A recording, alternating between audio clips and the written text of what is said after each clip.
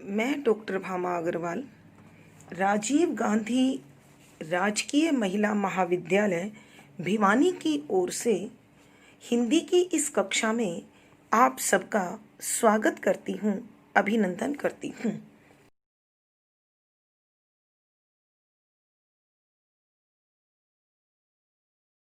आंतरिक व बाह्य सुंदरता का चित्रण कवि करते हुए बता रहे हैं कि गंगा में जो लहरें उठ रही हैं वो चमकती हुई लहरें ऐसे लगता है मानो उसने हीरों का हार पहन रखा हो और बीच बीच में जो पानी की बूंदें छिटकती हैं, ऊपर उछलती हैं, उन पर जब सूर्य की रोशनी पड़ती है तो वो सतरंगी आभा बिखेरते हैं।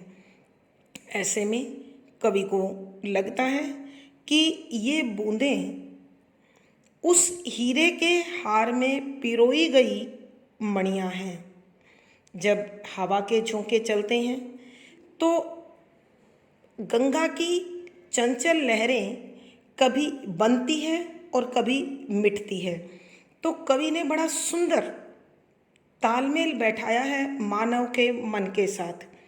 जिस प्रकार मनुष्य के मन में अनेक प्रकार की भावनाएं जन्म लेती हैं, खत्म हो जाती हैं, फिर पैदा होती हैं, फिर मिटती हैं, तो इसी प्रकार गंगा में भी लहरें बन रही है, मिट रही है।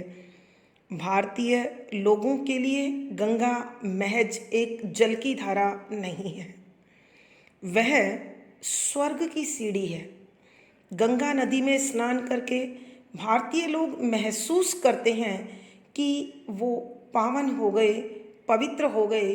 जाने अनजाने उनसे जो दुष्कर्म हुए, पाप हुए, गंगा ने उन्हें उनसे मुक्त कर दिया। गंगा दर्शन से, स्नान करने से या गंगा जल को पीने से कवि के अनुसार मानव शरीर के दैहिक यानी शरीर से जुड़े, दैविक यानी भाग्य से जुड़े, भौतिक यानी संसार से जुड़े तीनों प्रकार के कष्ट दूर हो जाते हैं। यह गंगा भगवान शंकर के मस्तिष्क पर विराजमान है। महाराज सगर के वंशज, प्रभु श्री राम के पूर्वज महाराज भगीरथ इस गंगा नदी को अपने 60,000 पूर्वजों महाराज सगर के जो पुत्र हैं की मुक्ति के लिए पृथ्वी पर लेकर आए थे। विष्णु जी के पाँव के नाखून से निकलने वाली यह गंगा संपूर्ण भारत को सींचती हुई भारतीयों के हृदय में राज करती है।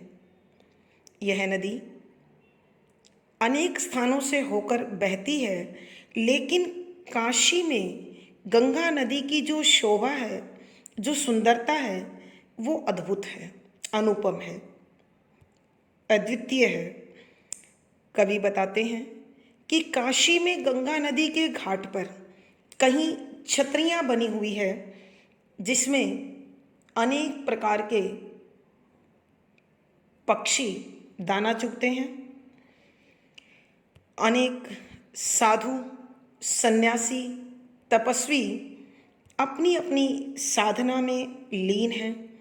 कहीं सफ़ेद रंग की झंडियाँ लहरा रही हैं, कहीं पर बाजे बज रहे हैं, कहीं ब्राह्मण ऊंचे स्वर में वेद मंत्रों को गा रहे हैं, कहीं तपस्वी ध्यान लगाए बैठे हैं और कहीं इस गंगा के जल में स्वर्ग की अप्सराओं के समान सुंदर स्त्रियां स्नान कर रही हैं। तो गंगा नदी अपने अद्भुत सौंदर्य के साथ, अपने अद्भुत मान सम्मान के साथ, अपनी अद्भुत गरिमा के साथ संपूर्ण भारत को ही नहीं सींचती है, बल्कि भारतीयों के मन को भी मजबूत करती है उनके भावों को भी सींचती है, उनके मनोबल मजबूत बनाकर उनमें नई संजीवनी शक्ति भरती है।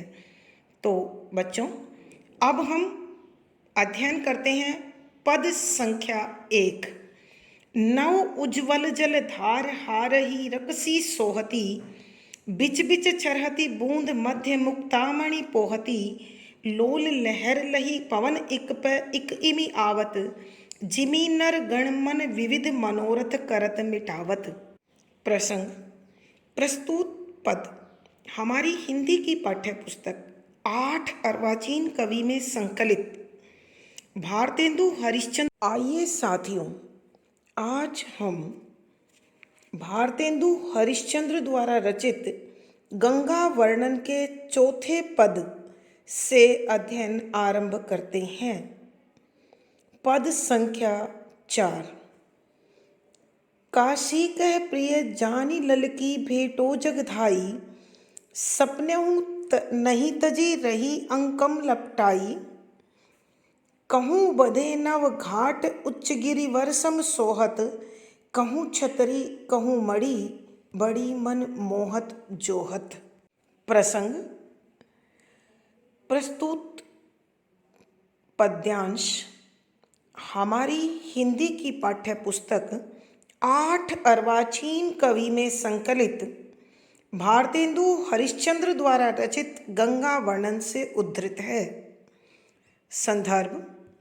यहाँ कवि गंगा नदी के साथ साथ काशी नगर, वो काशी जो शिव की प्रिय नगरी है, की सुंदरता का वर्णन भी कर रहे हैं और बता रहे हैं कि गंगा नदी काशी के प्रति क्या दृष्टिकोण रखती है और वहाँ उसका सौंदर्य किस प्रकार एक नया रूप धारण कर लेता है।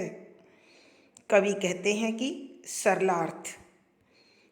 काशी काशी कह कहीं पर, प्रिय प्रियतम मन भावन, जानी जानकर लल की ललायित रहती है, भेंटों भिटने के लिए मिलने के लिए जग संसार में धाई दौड़ती है, सपने हूँ सपने में नहीं नहीं तजी छोड़ती है, रही रहती है अंकम गोद में लपटाई लिपट कर, कहूँ किसी स्थान पर बधे बंधे हुए हैं नव नए घाट घाट उच्च ऊंचे गिरिवर, पर्वतों का स्वामी अर्थात हिमालय पर्वत के सम समान सोहत सुशोभित होते हैं। कहूँ किसी स्थान पर छतरी छतरियाँ, कहूँ मड़ी किसी स्थान पर मड़ी बनी हुई है, बड़ी मन मोहत की बहुत अधिक मन को आकर्षित लगती है, जोहत दर्शन के लिए दर्शनार्थियों का इंतजार करती है। जोहना होता है बाट देखना, इंतजार करना। सरलार्थ सुनिए। काशी को अत्यंत प्रिय जानकर, कौन? गंगा नदी। कि गंगा नदी काशी को अत्यंत प्रिय जानकर सारे संसार में बड़ी तेजी से दौड़ती है ताकि जल्दी से काशी से वो मिल पाए। सपने में भी वह काशी का ख्याल नहीं छोड़ती है, अर्थात गंगा नदी काशी में पहुंचकर कुछ विराम के साथ, आराम के साथ बहती है, रही रहती है अंकम गोद लपटाई लिपटकर। यह हमेशा काशी की गोद में लिपटकर रहती है। कहूँ बंधे नव घाट, और कहीं गंगा नदी के घाट बंधे हुए हैं, और वो कैसे बंधे हुए हैं? उच्च गिरिवर समसोहत, ऊंचे पर्वत अर्थात हिमालय के समान सुंदर लग रहे हैं, शोभायमान हैं। इसी गंगा नदी के घाट पर और पाट पर कहीं पर छतरियाँ बनी हुई हैं, कहीं मढ़ी बनी हुई है, और ये सब देखने में मन को अत्यंत मोहक लगते हैं। और काशी भी दर्शनार्थियों के लिए हमेशा खुले दिल से उनका स्वागत करती है। एक बार फिर बच्चों, कि गंगा नदी को काशी शहर अत्यंत प्रिय है।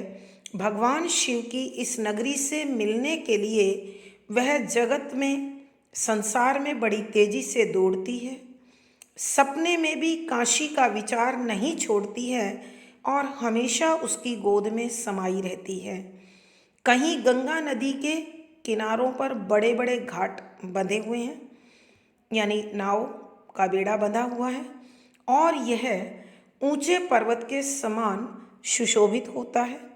कहीं छतरियाँ बनी हुई है, कहीं मढ़ी बनी हुई है, और ये सब देखने में मन को बड़े ही आकर्षक लगते हैं, मन को शांति देने वाले हैं। और काशी नगरी भी दर्शनार्थियों का, जो दर्शन करने के लिए वहाँ पहुँचते हैं, उनका दिल खोलकर, मन खोलकर स्वागत करती है। कवि के कहने का भावार्थ यह है कि गंगा नदी काशी में आकर अपने एक नए रूप रंग में ढल जाती है, जो भक्तों के लिए विशेष रूप से, श्रद्धालुओं के लिए विशेष रूप से दिखाई देती है, प्रसन्न करती है। विशेष यहाँ गंगा नदी के साथ साथ काशी की सुंदरता का वर्णन भी हुआ है। शुद्ध साहित्यिक खड़ी बोली का प्रयोग है, शांत रस है, प्रसाद गुण है, अभिधा शब्द शक्ति है, रोला छंद और वर्णन शैली है। अलंकार देखिए बच्चों, काशी कह अनुप्रास। अब आप देख रहे हैं गंगा नदी काशी से मिलने के लिए दौड़ रही है, और दौड़ना मानवीय क्रिया है, इसलिए मानवीकरण अलंकार। गिरिवर सम, सम उपमा अलंकार। कहीं छतरियाँ हैं, कहीं मढ़ी है, उल्लेख अलंकार। तो इस पद में अनुप्रास, मानवीकरण, उपमा, उल्लेख आदि अलंकारों का सुंदर सटीक प्रयोग हुआ है। पद संख्या 5। धवल धाम चहु और फहरत ध्वजा पताका, धरहत घंट धुनि धमकत धोसा करी साका, मधुरी नौबत बजत कहूँ नारी नर गावत, वेद पढ़त कहु द्विज कहु जोगी ध्यान लगावत। प्रसंग पूर्ववत।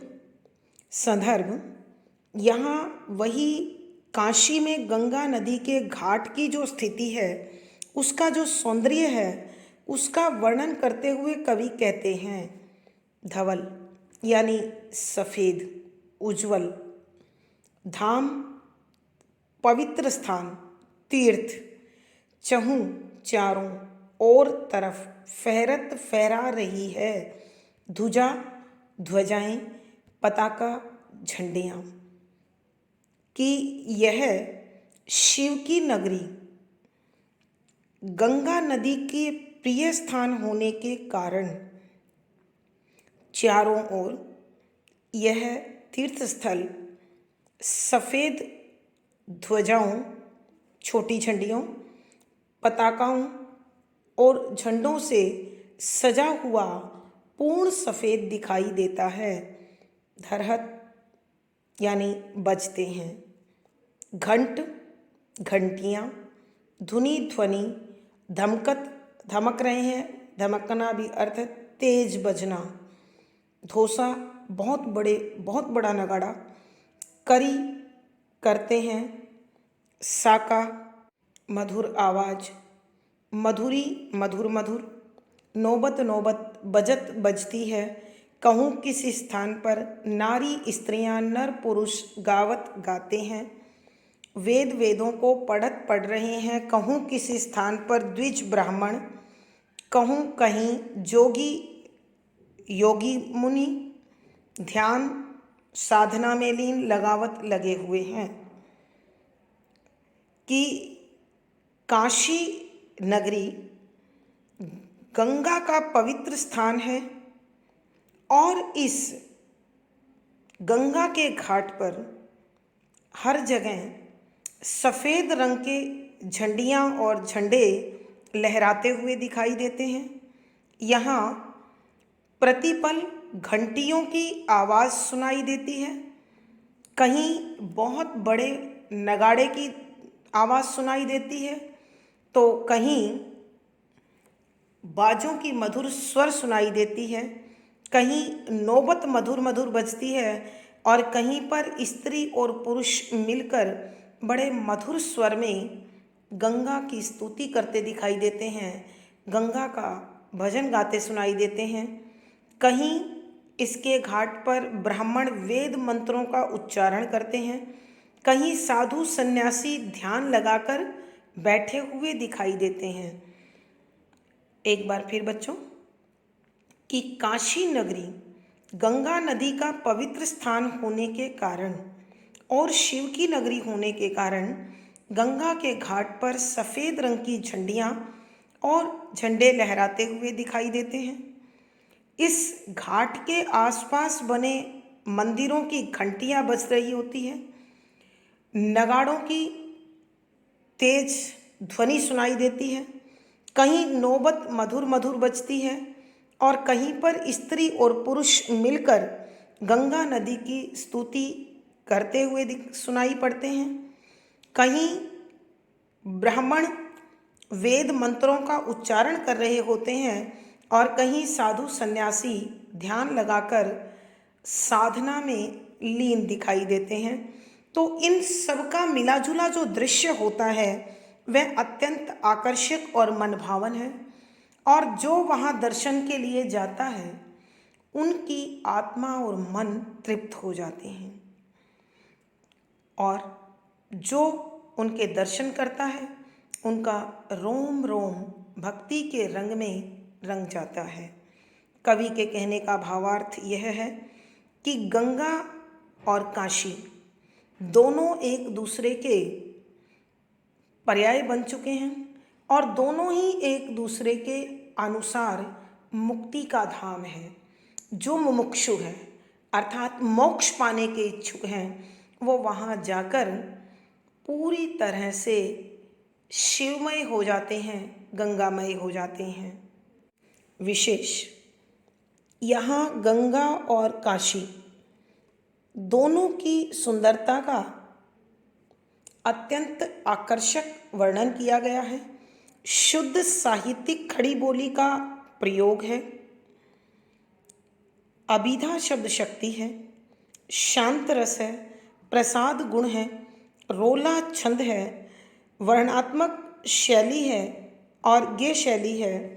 अलंकार देखें बच्चों, धवल धाम अनुप्रास, दुजा पताका उल्लेख अलंकार, अनेक प्रकार के वाद्य यंत्रों का जिक्र है, उल्लेख अलंकार, नारी नर पद्मैत्री अलंकार यानी इस पद में अनुप्रास है, उल्लेख है, पद्मैत्री आदि अलंकारों का सुंदर सटीक प्रयोग हुआ है। पद संख्या 6, कहूँ सुंदरी नहात वारी कर जुगल उछारत, जुग अंबुज मिली मुक्त गुच्छ मनु छुच्छ निकारत, धोवत सुंदरी वदन करण अति ही छवि पावत, वारधि नाते शशि कलंक मनु कमल मिटावत।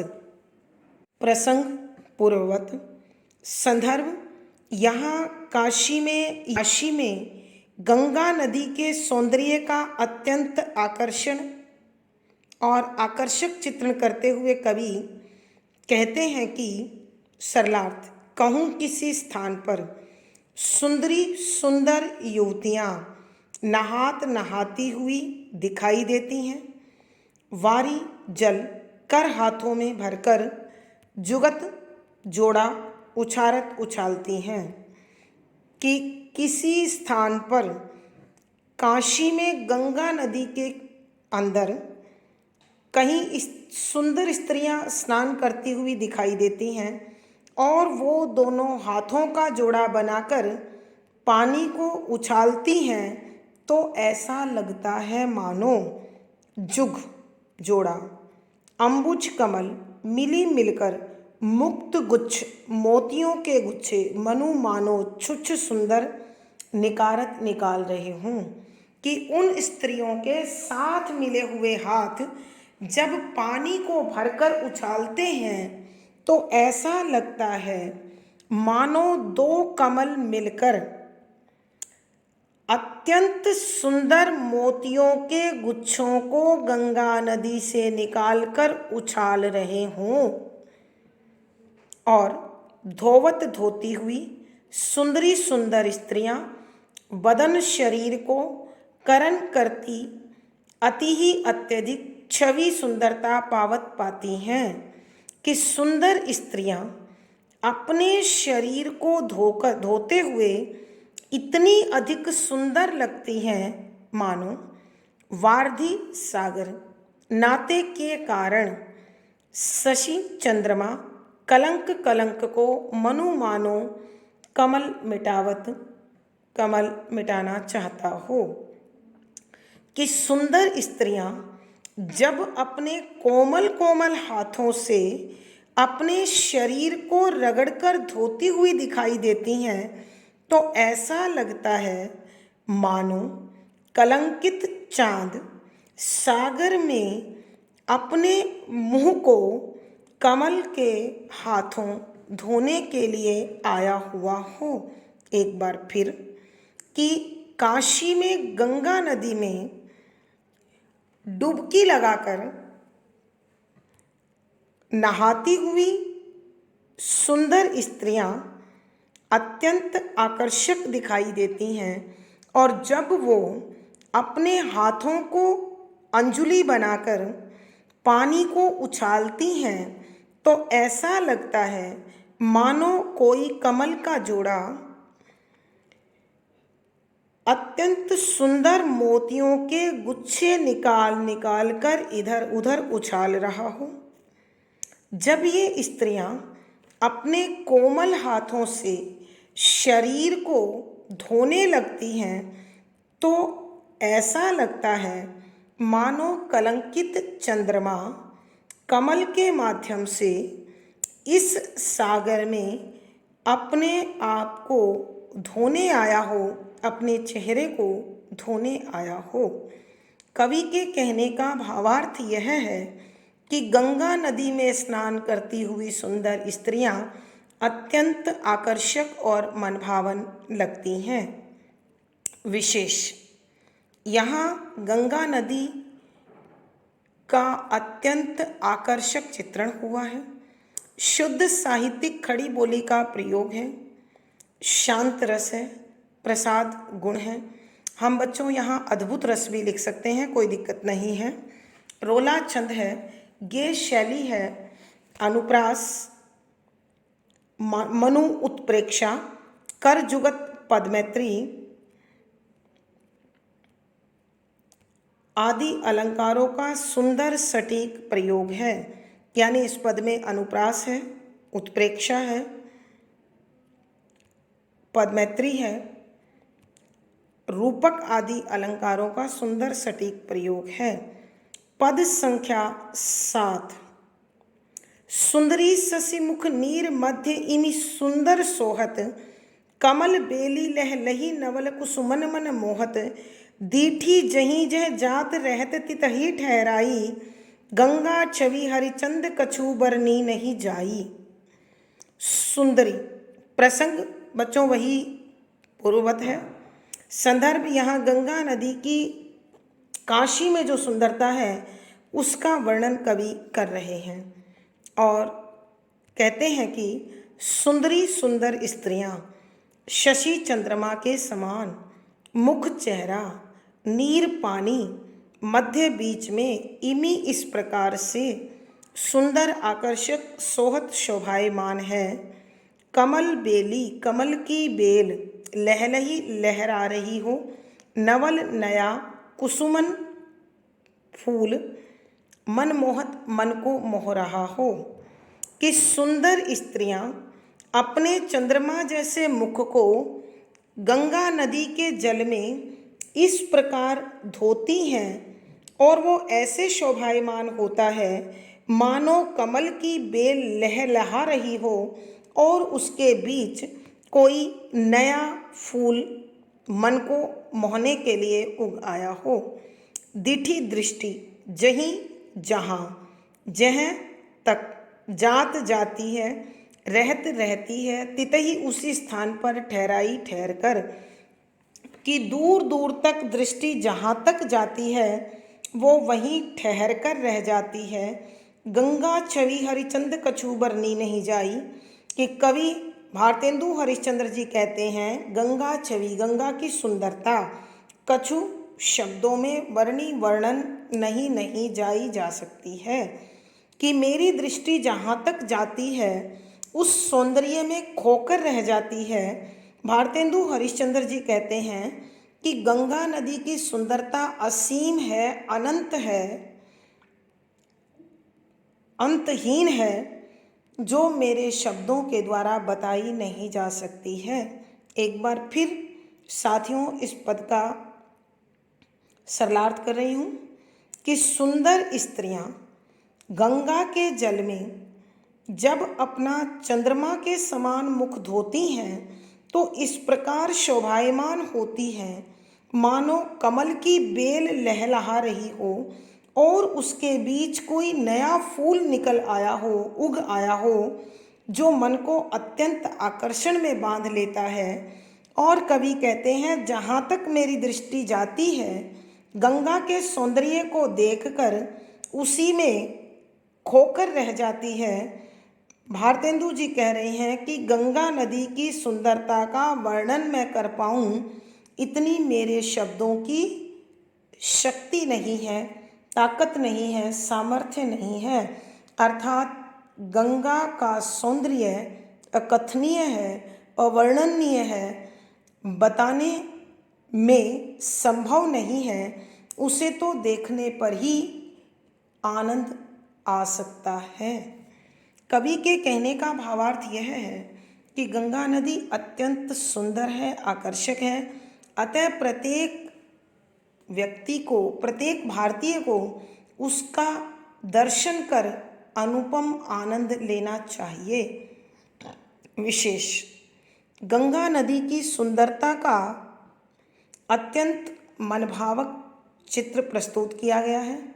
शुद्ध साहित्यिक खड़ी बोली है, शांत रस है, प्रसाद गुण है, रोला छंद है, गे शैली है।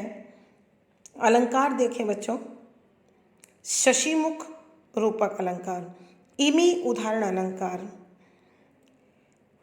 कमल बेली फिर रूपक अलंकार, जह जहाँ अनुप्रास अलंकार, बरनी न जाई अतिशयोक्ति अलंकार। कि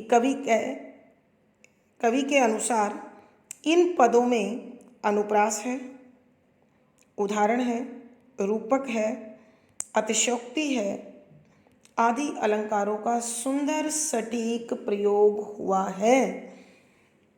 और यहाँ वर्णात्मक शैली के साथ साथ दृश्य बिंब भी दिखाई देता है। धन्यवाद बच्चों।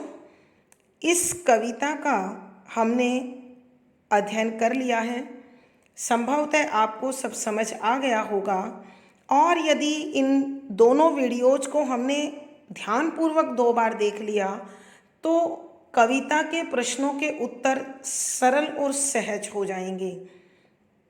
अतः एक बार पुनः इन्हें सुनें और समझें,